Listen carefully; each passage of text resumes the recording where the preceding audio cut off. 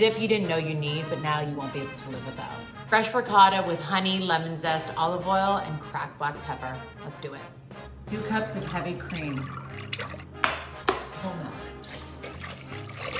Kosher salt. How cute this little bugger wooden spoon is.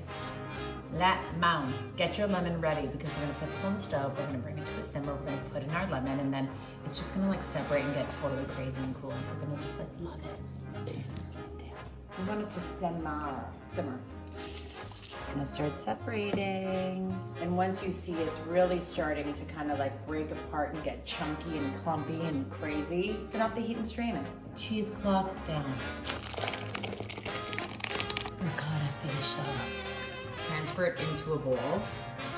Oh my God. Smear it out. Just give it a good smear.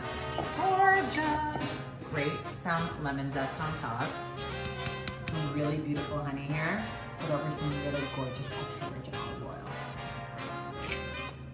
Look how cute this is. Take a little bit of sea salt and just give it a little pinchy on top. I'm drooling. I can't even get through this without drooling. Make this now. Make this. Thank me later.